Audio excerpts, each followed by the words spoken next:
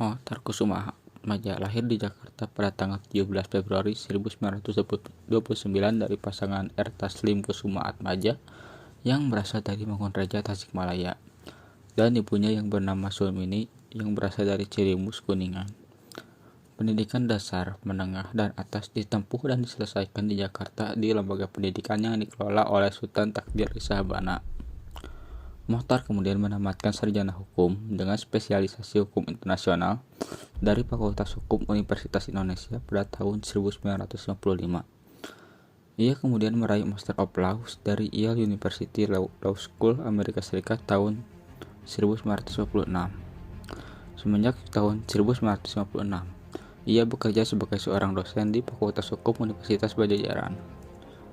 Di Unpad pula, Mohtar mendapat gelar Doktor Ilmu Hukum pada tahun 1962. Pada tahun yang sama, ia diangkat sebagai Guru Besar Hukum Internasional pada Fakultas Hukum Unpad. Sejak saat itu, nama Mohtar Kussumaatmadja menjadi sangat identik dengan Fakultas Hukum Unpad.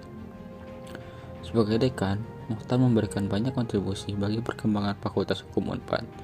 Ia bahkan menjadikan FH Unpad sebagai fakultas hukum yang berwibawa dan sangat produktif dalam melahirkan gagasan dan pemikiran hukum yang penting, fungsional, dan futuristik.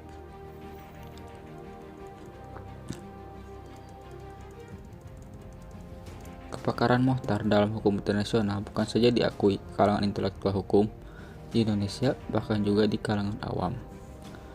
Pengakuan atas kepakarannya tidak hanya terbatas di Indonesia, tapi juga di forum internasional yang antara lain dibuktikan dengan terpilihnya Mohtar selama 2 periode sebagai anggota Komisi Hukum Internasional PBB atau International Law Commission.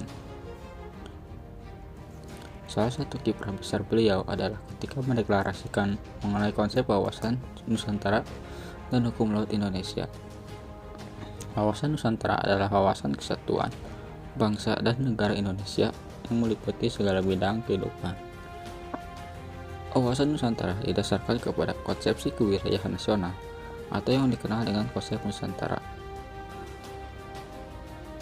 Menurut Mohtar, ordonansi tahun 1939 yang mengatur mengenai laut teritorial Indonesia yang lebarnya hanya 3 mil diukur dari garis air terendah sudah tidak memadai lagi untuk menjamin dengan sebaik-baiknya kepentingan dan rakyat Indonesia di wilayah laut.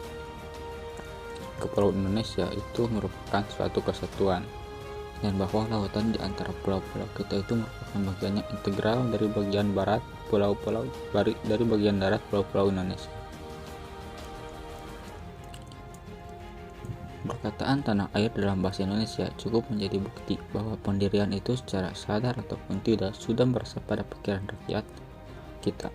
Berdasarkan pikiran ini, maka laut teritorial harus terletak sepanjang garis yang menghubungkan titik ujung terluar dari kepulauan Indonesia. Sejarah kemudian mencatat, Mohtar adalah figur yang kemudian menjadi pelaku sekaligus saksi sejarah bagaimana konsep negara kepulauan yang ia perjuangkan selama hampir 25 tahun, di mana Mohtar harus berjuang keras untuk meyakinkan negara lain atas konsep tersebut. Mohtar menyadari bahwa konsep negara kepulauan ini hanya diperjuangkan oleh sebagian kecil negara, termasuk Indonesia, sementara yang menentangnya adalah negara-negara besar seperti Amerika Serikat. Mohtar pun menyadari bahwa hukum laut itu lahir dan merupakan konsep dari Eropa Barat, sehingga konsep negara kepulauan yang diajukan oleh Indonesia akan dianggap sebagai deviasi sejarah yang tidak perlu terjadi. Perjuangannya kemudian membuahkan hasil manis dengan ditandatanganinya Konvensi Hukum Laut 1982 atau International Convention on the Law of the Sea di Montego Bay, Jamaika pada tanggal 10 Desember 1982.